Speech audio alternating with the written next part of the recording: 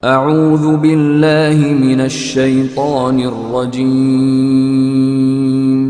بسم الله الرحمن الرحيم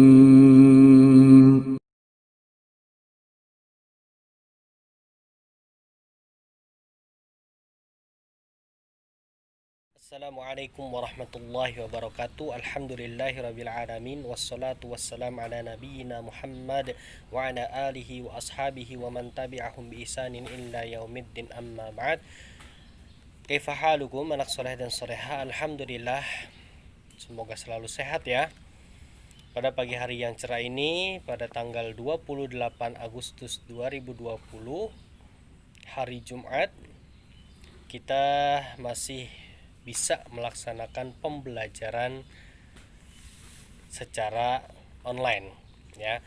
Baik anak-anak soleh dan soleha, minggu lalu Pak Salam sudah memberikan tugas dan sudah menjelaskan tentang toharoh ya. Ada dua macam toharoh, yaitu toharoh zohir dan toharoh batin, dan juga Pak Salam sudah menjelaskan tentang najis. Nah, untuk pertemuan kali ini Pak Salam akan menjelaskan tentang adab-adab buang hajat ya, baik itu buang air kecil maupun buang air besar. Jadi ada adab-adabnya. Begitulah kesempurnaan Islam ya, sampai buang hajat saja itu ada adab-adabnya, diperhatikan oleh Islam ya.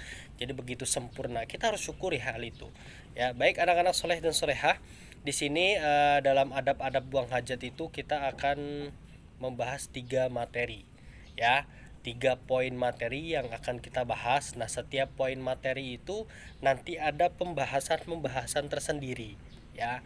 Poin yang pertama adalah yang patut diperhatikan sebelum buang hajat, dan poin yang kedua adalah yang patut diperhatikan ketika beristinja atau cebok ya. Kalau dalam bahasa Sundanya mah obeh ya. Terus yang ketiga adalah yang diperhatikan setelah buang air. Jadi 3 poin itu yang akan nanti kita bahas ya, baik pada pertemuan kali ini maupun pertemuan yang akan datang. Baik anak-anak soleh dan solehah, Pak Salam akan membahas yang pertama terlebih dahulu ya. Yang pertama adalah yang patut diperhatikan sebelum buang hajat. Apa saja yang harus diperhatikan sebelum buang hajat ya? Di sini ada 7 hal yang harus diperhatikan sebelum buang hajat. Yang pertama adalah mencari atau memilih tempat yang sepi dan jauh dari pandangan manusia.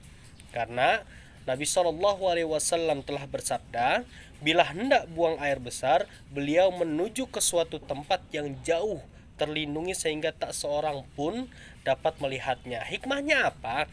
Kalau kita memilih tempat yang jauh, yang tidak ada manusia ya, pandangan manusia itu tidak terlihat ya. Hikmahnya apa? Agar aurat kita ya itu tidak terlihat oleh orang lain ya, baik laki-laki maupun perempuan. Itulah hikmahnya kita memilih tempat yang tersembunyi ya, agar aurat kita tidak dilihat oleh orang lain. Nah, itu yang pertama. Kemudian yang kedua adalah tidak membawa atau tidak memasuki tempat buang hajat ya. Dalam artian itu WC atau kamar mandi yang sesuatu ada padanya berisikan atau bertuliskan nama Allah Subhanahu wa taala. Ya, itu haram. Seperti kita membawa buku, kalau misalkan di dalam buku itu dituliskan nama-nama Allah, jangan dibawa ke dalam kamar mandi, ditaruh di luar kamar mandi, karena itu tidak boleh ya. Pernah suatu ketika Rasulullah SAW hendak buang hajat. Nah, Rasulullah itu menggunakan cincinnya itu digunakan untuk tanda tangan surat ya, apabila Rasulullah ingin mengirimkan surat kepada penguasa-penguasa pada zaman itu ya. Nah, di cincin itu bertuliskan Muhammad Rasulullah ya. Cincin itu bertuliskan Muhammad Rasulullah. Maka sebelum Rasulullah SAW masuk ke dalam kamar mandi, Rasulullah melepaskan cincinnya tersebut ya, karena di cincin itu bertuliskan Muhammad Rasulullah. Muhammad adalah utusan Allah. Di situ terdapat lafaz Allah ya, yang tidak boleh dibawa atau ditaruh di tempat yang najis. WC ataupun kamar mandi itu adalah tempat najis atau biasa dikatakan rumah syaiton. Ya, makanya kenapa ketika syaiton mendengarkan azan, dia lari terbiri-biri sambil terkentut-kentut lari ke kamar mandi. Ya, agar terlindung dari suara azan tersebut. Maka dari itu, usahakan ketika kita mau masuk kamar mandi tidak ada alat benda apapun yang kita bawa ke dalam kamar mandi itu masih bertuliskan lafaz Allah Subhanahu wa taala, karena tidak pantas lafaz Allah di tempat yang najis. Itu yang kedua. Kemudian yang ketiga adalah ketika memasuki WC atau tempat buang hajat atau biasa kita katakan adalah kamar mandi, hendaklah mendahulukan kaki kiri dengan berdoa Bismillah Allahumma inni a'udzubika minal khubuthi wal khabaithi. Ya, dengan nama Allah saya berlindung diri kepadamu ya Allah, maksudnya ya, dari gangguan setan laki-laki dan setan perempuan. Usahakan ketika hendak masuk kamar mandi itu pertama menggunakan kaki kiri. Ya, jangan kaki kanan. Itu adabnya, menggunakan kaki kiri dan baca doa, berlindung dari pandangan setan laki-laki maupun pandangan setan perempuan, karena karena kamar mandi itu atau WC itu adalah rumahnya setan, tempatnya setan. Makanya kita berlindung dari syaiton. Kalau misalkan kita masuk kamar mandi itu tidak membaca doa, maka aurat kita bisa dilihat oleh syaitan. Nauzubillahi min dzalik. Jangan sampai seperti itu ya. Baik anak-anak soleh dan soleha, ya, sebagaimana yang diriwayatkan oleh Al-Bukhari bahwasanya Rasulullah SAW selalu berdoa kepada Allah Subhanahu wa taala ketika masuk ke dalam WC. Ya. Itu yang ketiga. Jangan lupa ya anak soleh, kalau masuk WC, kamar mandi atau mau buang hajat, usahakan menggunakan kaki kiri ketika masuk dan baca doa agar aurat kita tidak dilihat oleh syaitan, baik syaitan laki-laki maupun syaitan perempuan. Yang keempat, tidak terlalu tinggi mengangkat pakaian. Ya. Agar apa? Agar aurat kita tidak terlihat oleh orang lain. Jadi jangan terlalu tinggi ketika hendak masuk kamar mandi, jangan mengangkat pakaian terlalu tinggi. Ya, setidaknya serendah mungkin, ya, serendah mungkin dari tanah demi menutupi aurat yang secara syariat memang diperintahkan untuk ditutupi. Jadi usahakan ketika mau masuk kamar mandi jangan dijinjing tinggi-tinggi, ya, jangan dijinjing tinggi-tinggi, cukup serendah mungkin antara tanah dengan pakaian, agar tidak terkena tanah sajalah, ya, agar aurat kita tetap tertutupi, tidak terlihat oleh pandangan orang lain. Itu yang keempat. Yang kelima, posisi duduknya, ya, baik itu ketika buang air kecil maupun buang air besar, posisi duduknya tidak menghadap atau membelakangi kiblat, sebagaimana Rasulullah SAW bersabda, la tastaqbilul kiblata wa la tastadbiruha bighaitin aw baulin. Janganlah kalian menghadap kiblat dan jangan pula membelakanginya saat buang air besar maupun buang air kecil. Usahakan ketika buang air besar dan buang air kecil itu tidak menghadap dan tidak membelakangi kiblat.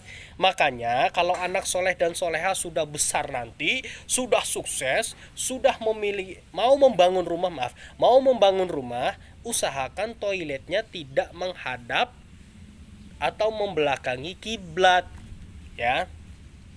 Jangan seperti itu ya. Baik anak-anak soleh dan soleha, itu yang kelima.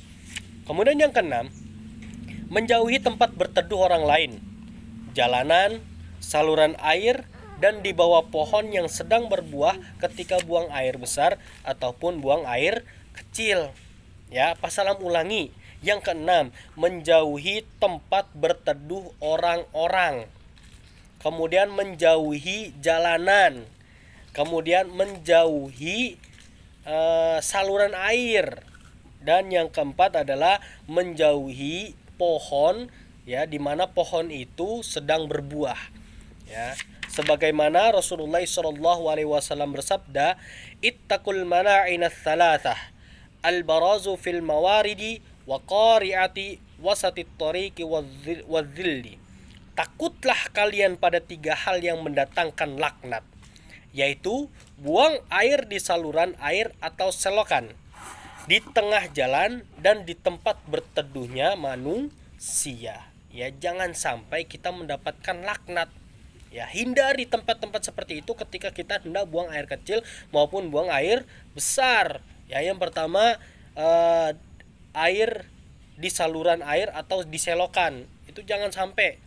Ya, kemudian yang kedua di tengah jalan. Ya, kalau di tengah jalan itu masa ya mau membuka aurat kita tinggi-tinggi di tengah jalan, dan juga otomatis akan mengganggu orang-orang yang biasa melalui jalan itu. Ya, ada kotoran lah sehingga orang itu terkena najis dan lain sebagainya, itu tidak diperbolehkan. Ya, kemudian yang ketiga di tempat berteduhnya manusia. Ya, ketika kita mau buang hajat, tidak boleh di tempat di mana manusia itu biasa berteduh, karena akan mengganggu manusia yang lainnya, rasa bau lah dan lain sebagainya. Kemudian yang terakhir, yang ketujuh adalah tidak berbicara saat buang air, baik buang air besar maupun buang air kecil. Sebagaimana Rasulullah SAW bersabda, "Idza tagawwata ar-rajulani falyatawara kullu wahidin minhuma an sahibihi wa la yatahaddatsa, fa innallaha yamkutu 'ala dzalik." Ya, bila ada 2 orang yang sedang buang air, baik buang air besar maupun buang air kecil, hendaklah keduanya saling membelakangi dan tidak bercakap-cakap, karena Allah Ta'ala, ya, jadi hukumnya makruh, karena Allah Ta'ala membenci hal itu. Kalau misalkan kita berbicara di dalam kamar mandi, ngobrol dalam kamar mandi, itu tidak diperbolehkan, ya, karena Allah membenci hal itu. Bagaimana rasanya kalau dibenci oleh Allah? Naudzubillah min dzalik. Jangan seperti itu, ya. Jadi usahakan ke kamar mandi ya sendiri. Ya, jangan bercakap-cakap dan lain sebagainya. Oke? Mungkin itu saja, ya, cukup untuk pertemuan kali ini, yaitu tentang yang patut diperhatikan sebelum buang hajat. Ya, ada 7 poin, ya, ada 7 hal yang harus diperhatikan. Baik anak-anak soleh dan soleha, tugasnya adalah kalian mencatat 7 hal itu, ya, 7 hal untuk catatan kalian. Silakan kalian catat. Terus kalau mau ingin mencatat dalilnya, silakan WA Pak Salam, Pak Salam saya mau dalilnya dong. Nanti akan Pak Salam share insyaallah, ya. Baik anak-anak soleh dan soleha, mungkin itu saja dari Pak Salam. Apabila Pak Salam ada salah kata, Pak Salam mohon maaf yang sebesar-besarnya. Wabillahi taufiq wal hidayah. Assalamualaikum warahmatullahi wabarakatuh.